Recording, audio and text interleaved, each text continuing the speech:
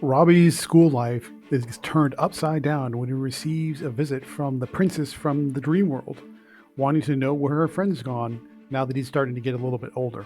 We're going to talk about this fantasy epic adventure in Waking Life, Volume 1 from Comical Press. See you in 3.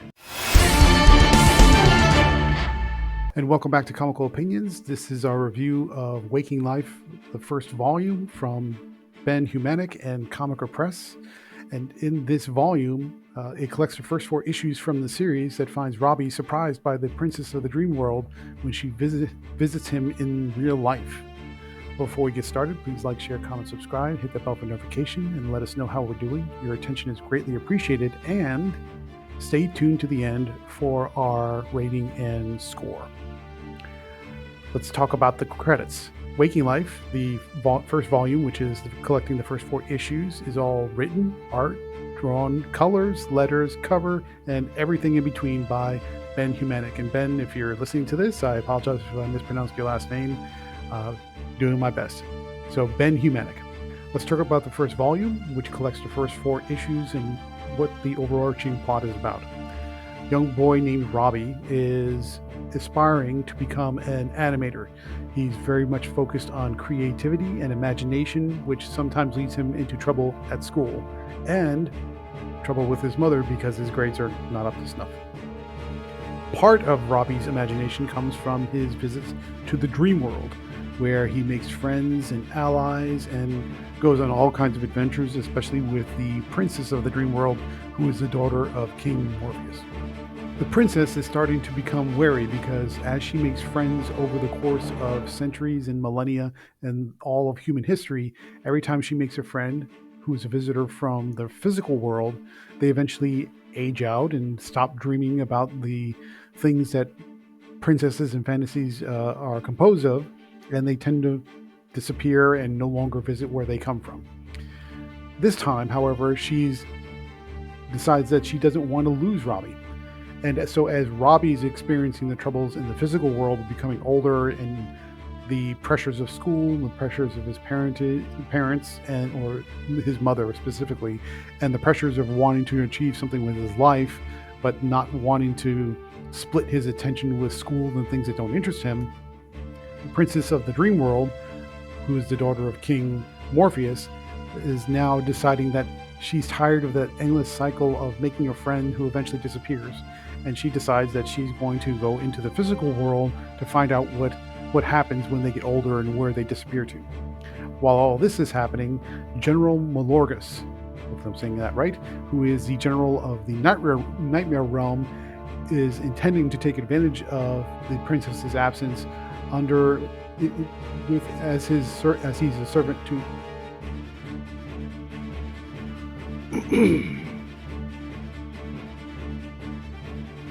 Meanwhile, General Malorgus of the Nightmare Realm wants to take advantage of the princess's absence by making good on his promise to dominate the dream realm for his lord and master, the Bane.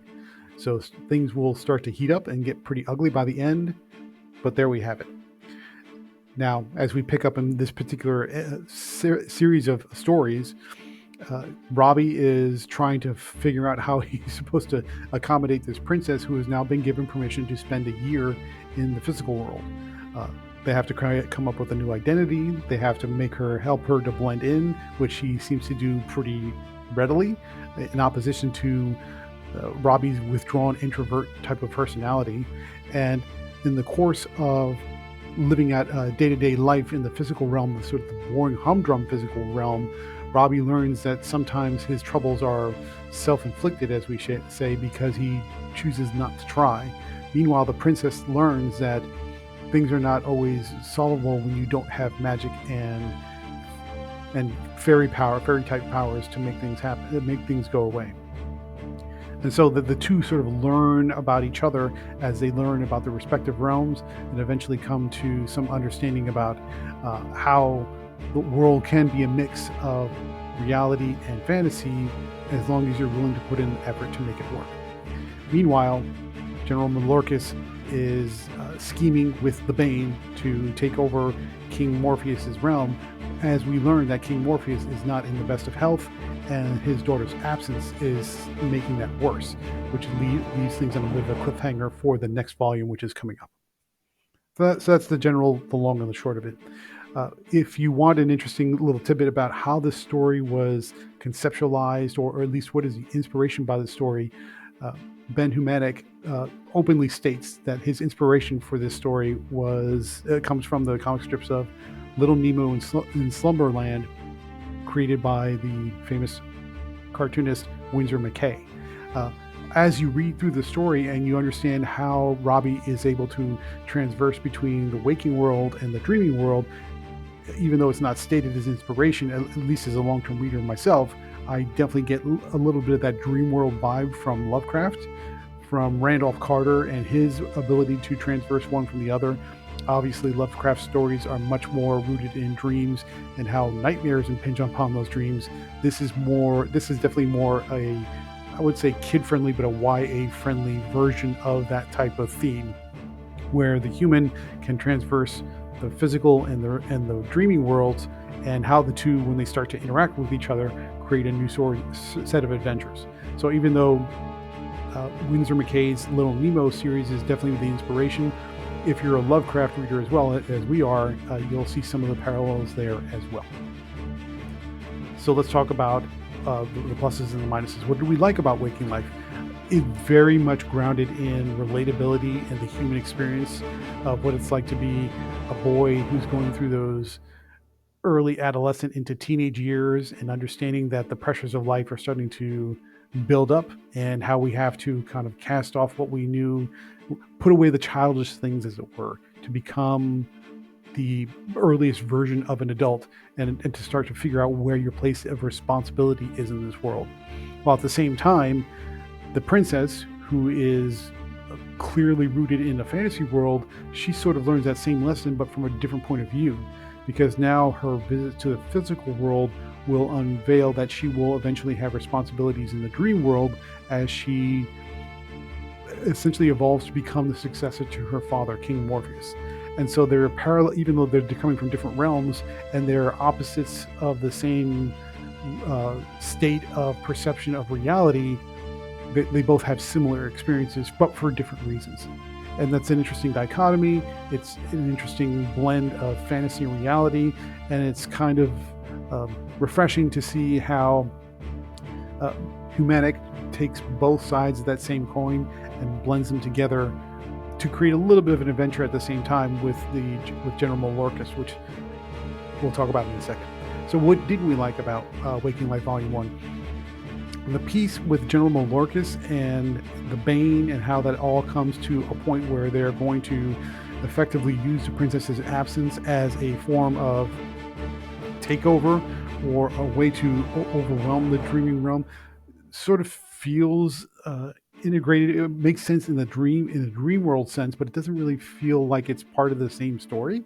It's sort of tacked on the side. That's not necessarily a bad thing. It gives you a B plot or a C plot to give you more things to pay attention to, but it felt more like a straightforward D&D type of adventure, with Malorcus and the Bane saying, oh, we're evil and we're nightmares and we don't get any attention, so we're going to turn everything into nightmares.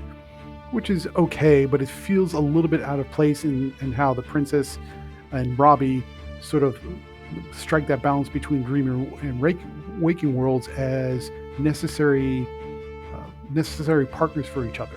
And so to have this sort of nightmare lizard general who wants to, and the Bane, whatever he sort of defined as this sort of like fiery demon type of person, they feel like they're two different stories happening at the same time, but they're not really connected to each other, other than they take place in the same setting.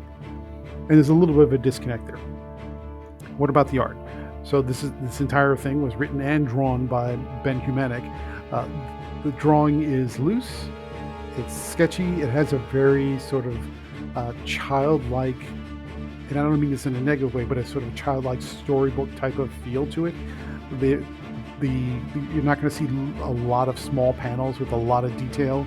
These are rough sketches that you would expect to find in a comic strip that is geared towards children or very young adults.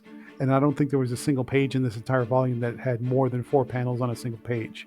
So you don't come here for the art. There are definitely some moments that are done well, especially with close-ups on Robbie when you're seeing the facial expression of shock, surprise, fear, um, doubt, concern, etc. You definitely get those pieces done well.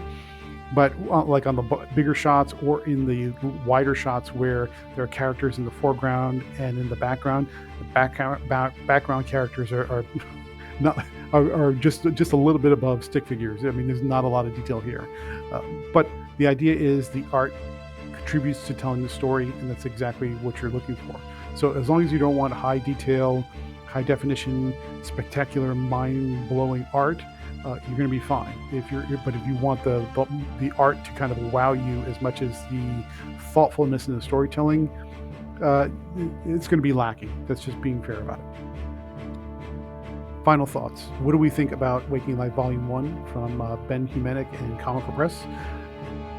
It's a quaint, I won't say cute. Cute sounds demeaning, but it's not meant to be that way. It's a light story that's suitable for all ages, and there's definitely thoughtfulness in the emotional journey that Robbie's going through, as well as the princess, who, when she comes into the physical world, they give her the temporary name of Stacy. So Robbie and Stacy are kind of going through parallel journeys that are coming from different perspectives, and so there's a lot of thoughtfulness and a lot of heart in this story. On the downside, there's a side story about the nightmares that want to take over the dream world that feels a little tacked on, and the art is definitely not what you would consider big 2 quality, just to put it out there. I mean, it's good and it tells the story, but if you're looking for high definition and detail and a strong visual presentation, it just feels like a very light and not at all advanced type of artistic presentation. Therefore, we're going to give Waking Life Volume 1 from Ben Humanic and Comical Press a 7.8 out of 10. We hope you enjoyed this review. Please stay tuned through the outro for the next one.